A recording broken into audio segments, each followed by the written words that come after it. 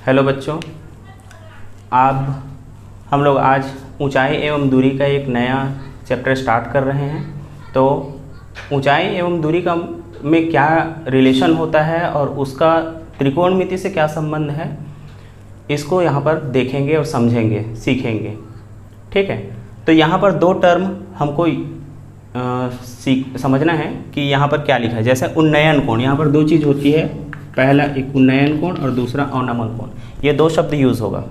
ठीक है, उन्नयन कोण का मतलब क्या होता है कि यदि कोई प्रेक्षक भूमि की सतह से अगर देख रहा है किसी मीनार को, मान लीजिए कि एक मीनार है ना, मीनार है यहाँ पर, तो मीनार के ऊपरी हिस्से को यदि वो देख रहा है ना, ये प्रेक्षक है, कोई व्यक्ति यहाँ पर सी बिंदु पर खड़ा हुआ है और सी बिंदु से वो ऊपर की ओर जैसे देखता है, जैसे मैं हूँ यहाँ ज़मीन पे खड़ा हुआ हूँ और ज़मीन से ऊपर को देखता हूँ, तो मेरी आँख के सीध और मीनार के शिखर के बीच में जो कोण बन रहा है उसको उन्नयन कोण कहते हैं।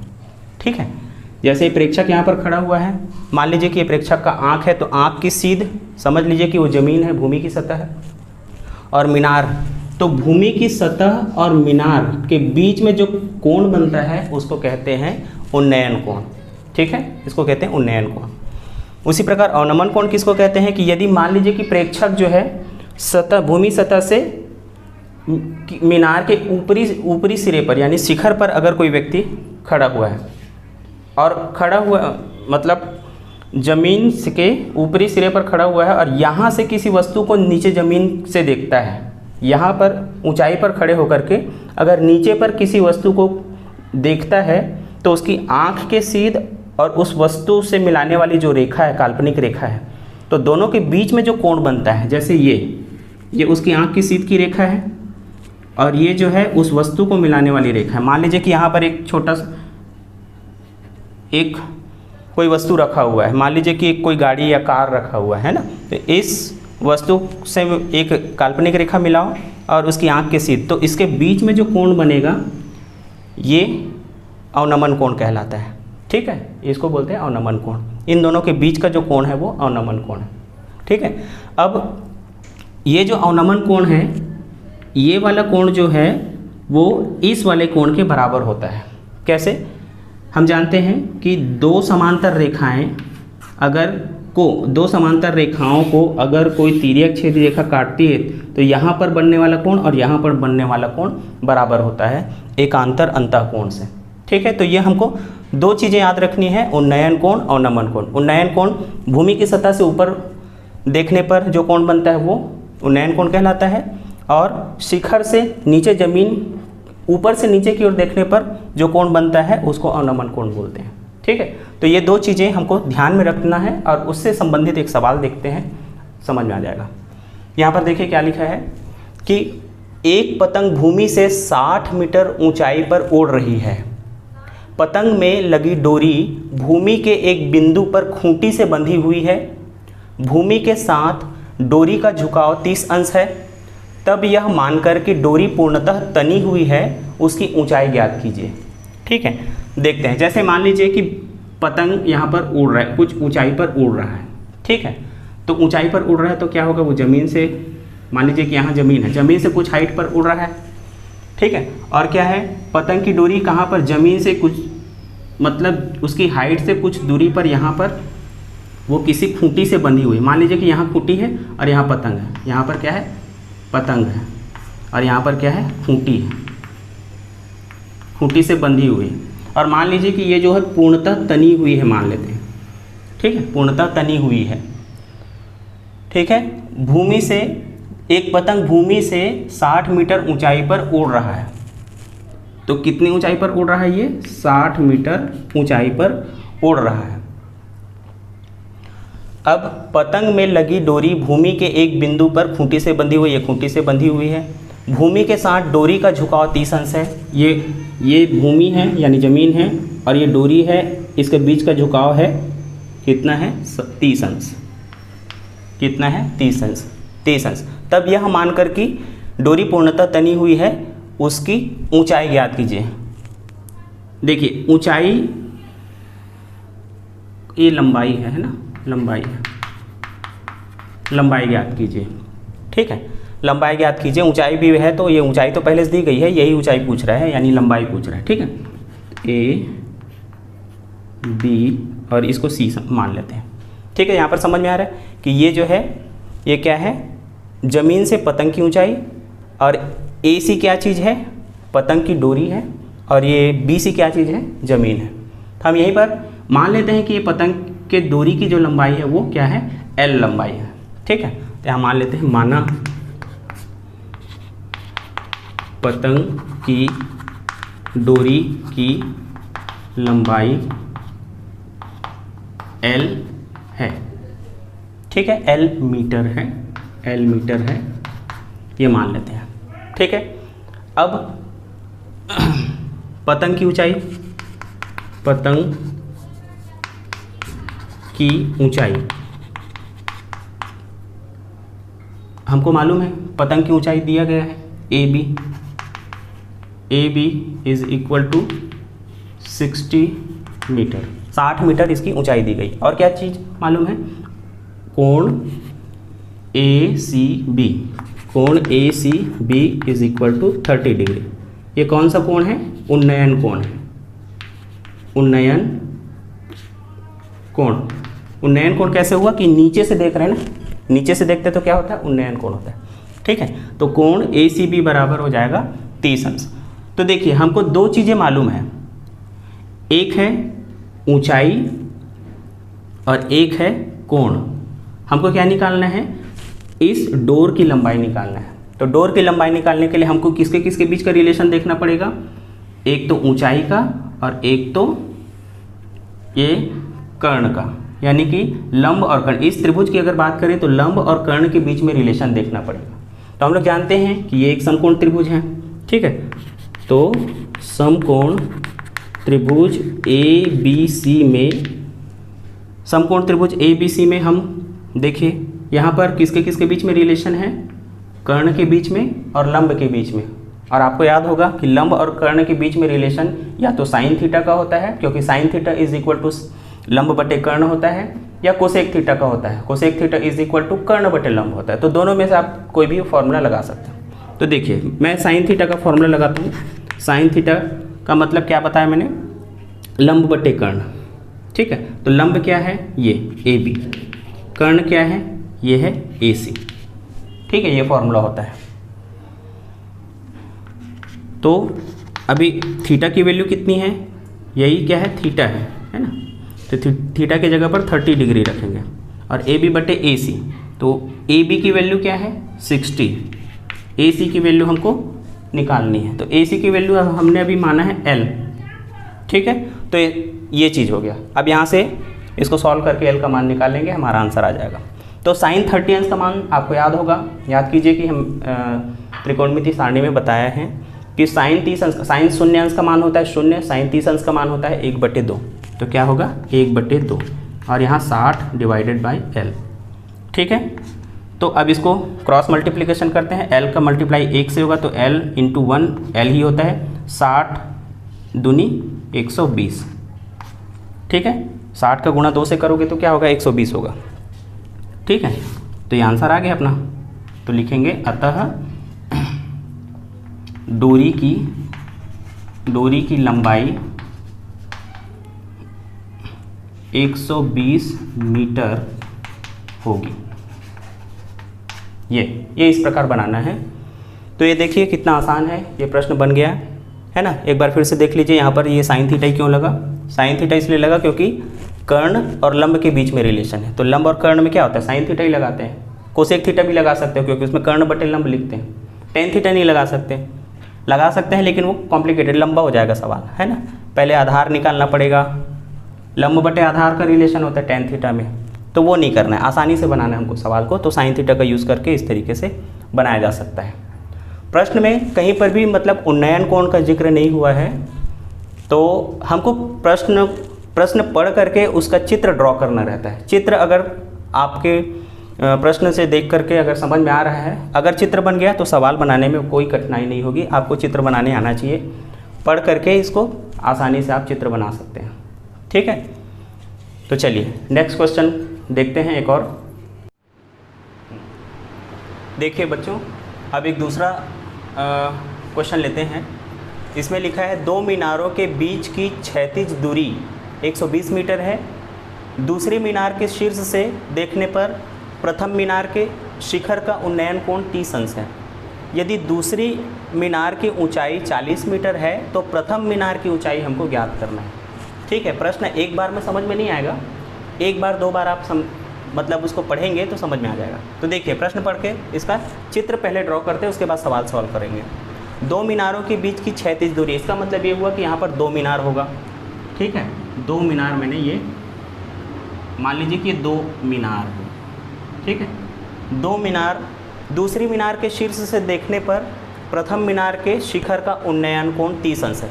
अब देखिए, उन्नयन कोण क्या होता है? ऊपर से नीचे देखना, नीचे से ऊपर देखना। दूसरी मीनार के शीर्ष से देखने पर प्रथम मीनार के शिखर का उन्नयन कोण 30 अंश है। उन्नयन कोण मतलब नीचे से ऊपर देखना को बोलते हैं उन्नयन कोण, और नमन कोण क्या होता था? ऊपर से नीचे को देखने को बोलते थे। ठीक है, तो अभी क्या हो रहा है कि उन्नयन कोण बोल रहा है, कहाँ से देखना है? दूसरी मीनार। मान लेते हैं कि ये फर्स्ट मीनार है और ये सेकंड मीनार है, ऐसा भी मान सकते हैं, पहला ये दूसरा, ऐसा भी मान सकते हो। ठीक है, तो अभी क्या करना है? दूसरे मीनार के शीर्ष से प्रथम मीनार के शीर्ष को देखना है और 30 अंश का कोण बनाना है। ठीक है, इसका मतलब ये हुआ कि ये दूसरे मीनार के शीर्ष से देखना है और उन्नयन कोण ऊपर बनता है, इसका मतलब ये हुआ कि ये थोड़ा ऊपर होगा। इसको थोड़ा सा बड़ा कर देते हैं, इसको ऊपर कर देते हैं, यहाँ पर है मान लीजिए। तो ये क्या हो रहा है कि दूसरे मीनार के शीर्ष से प्रथम मीनार के शीर्ष को देखने से उन्नयन कोण 30 अंश बन रहा है। और उन्नयन कोण कैसे बनता है? आँख की सीध से। इसका मतलब ये हुआ कि इसको हम ऐसा मिला देते, तो ये जो कोण है वो 30 अंश है, ऐसा बोल रहा है। ठीक है, देखिए, दूसरी मीनार के शीर्ष से, ये है दूसरी मीनार का शीर्ष यानी टॉप। ठीक है, दूसरे मीनार के टॉप से, ऊपर से प्रथम मीनार के टॉप को देखना है, इसके टॉप से इसके टॉप को देखना है, यानी उसके शीर्ष को देखना है। और तो उसके बीच में जो उन्नयन कोण बन रहा है, देखो उन्नयन कोण कैसे बनता है? ऐसा क्षैतिज से ऊपर की ओर बनता है, तो उन्नयन कोण कितना है? 30 अंश है। ठीक है, और क्या है? यदि दूसरी मीनार की ऊंचाई 40 मीटर है तो दूसरी मीनार किसको माने हैं? ये, तो दूसरी मीनार की हाइट जो है ये 40 मीटर है। ठीक है, दूसरी मीनार की हाइट क्या है? 40 मीटर है। तो प्रथम मीनार की हाइट हमको निकालनी, प्रथम मीनार की हाइट ये निकालनी। ठीक है, तो देख लीजिए, हमको इसको कुछ मान लेते हैं। जैसे मान लीजिए प्रथम मीनार है AB और दूसरी मीनार है CD। हम इसको E मान लेते हैं और इसको मिला देते हैं इस तरीके से।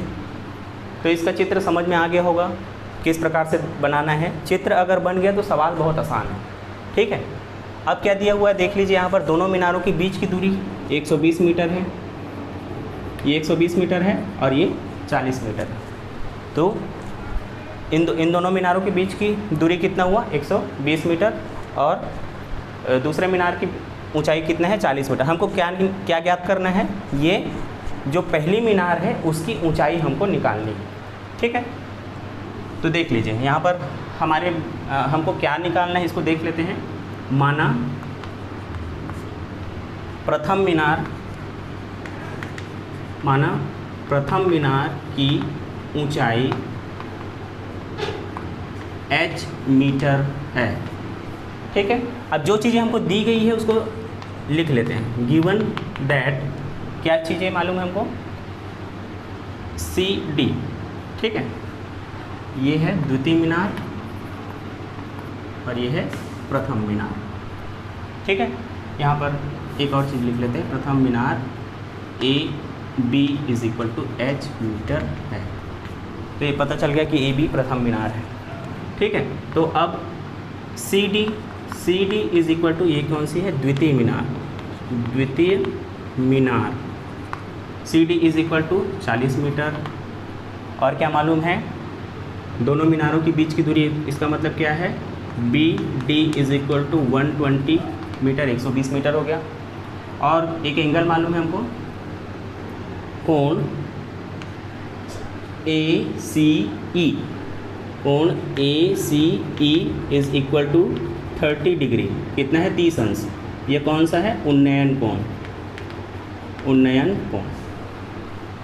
तो हमें इतनी चीज़ें दी गई है। अब इतने चीज़ों से हम इस वाले मीनार की ऊंचाई ज्ञात करेंगे। ठीक है, तो तो यहाँ पर देखिए, यहाँ पर क्या चीज़ है कि देखिए ये BD की वैल्यू 120 मीटर है, तो CE की वैल्यू भी 120 मीटर होगी। जितनी ये दूरी है उतनी ही दूरी ये भी होगी, ठीक है। तो यहाँ पर जो 120 लिखे हुए हैं इसको हम ऐसा भी लिख सकते हैं कि CE is equal to 120 metre. इसकी भी दूरी 120, इसकी भी दूरी 120। तो यहाँ पर एक त्रिभुज देखिए, यहाँ पर एक समकोण त्रिभुज बन रहा है ACE, और इस त्रिभुज में क्या मालूम है हमको, इसका ये क्या है, आधार है, ये लंब है और ये कर्ण है, आधार लंब कर्ण।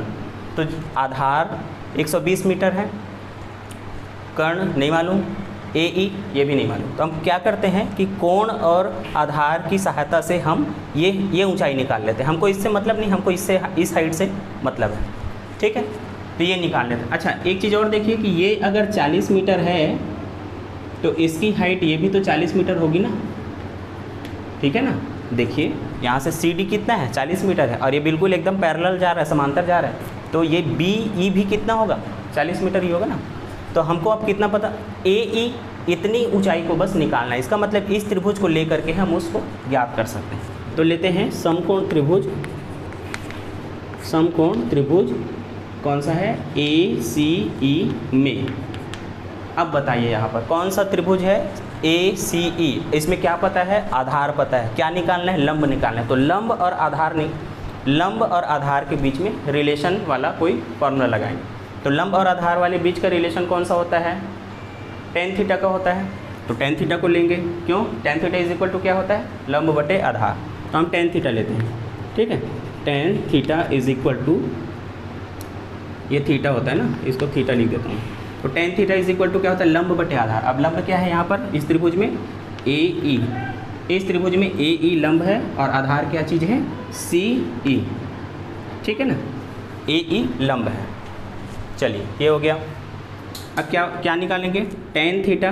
तो यहाँ पर क्या हो जाएगा, tan theta, theta is equal to 30 degree, ठीक है। AE का मान कितना है, AE की वैल्यू नहीं मालूम है, हमको वही निकालना है AE। CE की वैल्यू कितनी है, 120। CE की वैल्यू यहाँ से देख लीजिए, वहाँ पर और दिख रहा है 120, ठीक है। अब हमको ये अज्ञात है, इसी बस को निकालेंगे, ठीक। तो यहाँ पर क्या होगा, tan 30, tan 30 अंश का मान कितना होता है, सारणी से याद है हमको, 1/√3 होता है। tan 30 का मान कितना होता है, 1/√3। AE की वैल्यू हमको निकालनी है और ये 120, ठीक है। क्रॉस मल्टीप्लाई कर दो, 120 का गुणा इसके साथ होगा और AE का गुणा इसके साथ होगा। तो क्या हो जाएगा, AE√3 AE हो जाएगा, और ये 120 एकम 120। अब क्या हो जाएगा, AE इज इक्वल टू 120/√3, ये इसके डिवाइड में आ जाएगा, ठीक है।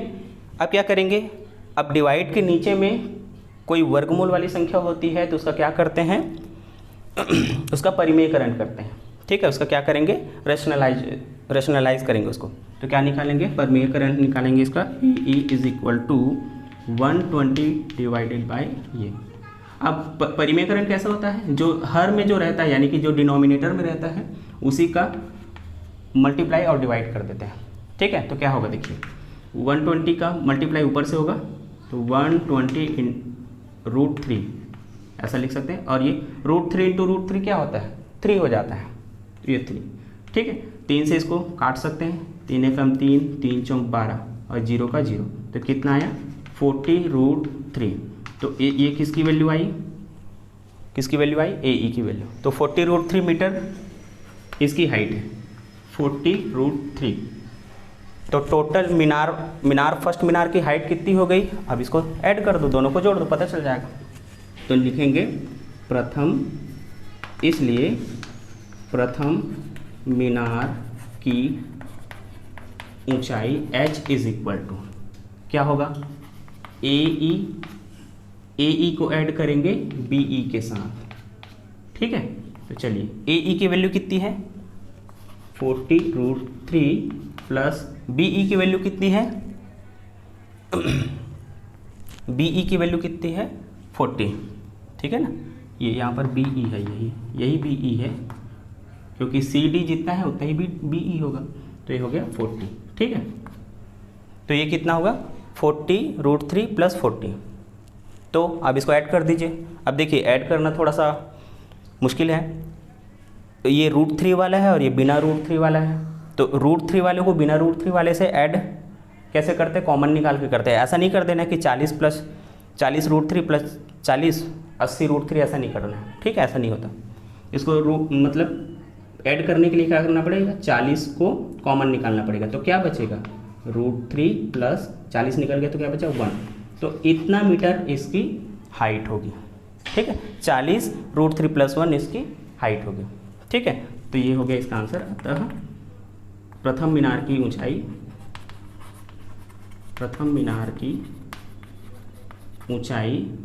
40 वर्गमूल 3 + 1 मीटर होगी। ये क्या इसका आंसर। तो समझ में आ गया होगा, एक बार फिर से देख लेते हैं। प्रथम मीनार, द्वितीय मीनार। प्रथम मीनार की हाइट 40 मीटर, द्वितीय मीनार की हाइट हमको निकालनी है। दोनों मीनारों के बीच की दूरी 120 मीटर है, ठीक है, और एक उन्नयन कोण बन रहा है 30 अंश। जितनी चीज़ें मैंने कहा है उतनी चीज़ों को यहाँ पर देख करके लिख लेना है। एक बार चित्र समझ में आ गया तो सारी चीज़ों को उसी को देख करके लिखना है, इसको अलग से याद करने की ज़रूरत नहीं रहता, ठीक है। तो ये सब लिख लिया। प्रथम मीनार की ऊंचाई h मीटर। द्वितीय मीनार में जो जो चीज़ें हमको सामने में दिख रहा है, जिसकी वैल्यू हमको मालूम है, उसको सबको लिख देते हैं और रिलेट करके उसके मान को यहाँ पर लिख देते हैं कि जैसे ये CD 40 है तो BE भी 40 होगा, BD 120 है तो CE भी 120 होगा, ऐसा करके लिख देते हैं यहाँ पर, ठीक है। अब ऊपर वाले त्रिभुज जो दिख रहा है, ऊपर में एक समकोण त्रिभुज है, तो समकोण त्रिभुज में tan θ = AE/CE। उस AE की वैल्यू नहीं मालूम है, 120 यहाँ से इसकी वैल्यू रख देते हैं। tan 30 का मान 1/√3 होता है, ठीक है। तो AE/120 क्रॉस मल्टीप्लाई करो, AE की वैल्यू निकल गई। अब AE की वैल्यू निकली है तो वो √3 वाला निकल गया है, तो √3 का निकला है तो इसको क्या करना है, रेशनलाइज करना है, यानी परिमेयकरण करना है। तो परिमेयकरण करने के बाद क्या हो जाएगा, 4√3 / 1, अब तो 40 हो जाएगा, है ना, 40√3 मीटर। तो इतनी हाइट इसकी निकल गई। अब इतनी हाइट में से इतनी हाइट को और ऐड करना है तो उसकी टोटल हाइट निकल जाएगी प्रथम मीनार की, ठीक है। तो यहाँ पर ये प्लस कैसे करते हैं इसको देख लीजिए। तो ये बहुत इंपॉर्टेंट क्वेश्चन था, तो आई होप ये समझ में आ गया होगा। इसको बार बार बना करके देखिए, इससे रिलेटेड और 1-2 सवाल होंगे, उसको भी आप बना करके देखिए, थोड़े एग्जाम्पल्स को कवर कीजिए, है ना। एक्सरसाइज का ये एक फर्स्ट एक्सरसाइज का है, ऊंचाई एवं दूरी चैप्टर का, है ना। तो इसमें ये उससे रिलेटेड उन्नयन कोण और अवनमन कोण से रिलेटेड सवाल था, ठीक है। तो इससे और भी सवाल हम बनाएंगे नेक्स्ट वीडियो में, ठीक है। तो तब तक इस सवाल को आप प्रैक्टिस कीजिए, बनाइए, बार बार बना करके देखिए। त्रिकोणमिति से इस जो वैल्यू निकालते हैं, ये इसके लिए सारणी को आप देख लीजिए, मैंने पिछले वीडियो में इसके सारणी को अपलोड कर दिया है, तो उसको भी देख लीजिए और ये सवाल बना करके आप देखिए, ठीक है। मिलते हैं नेक्स्ट वीडियो में, गुड बाय।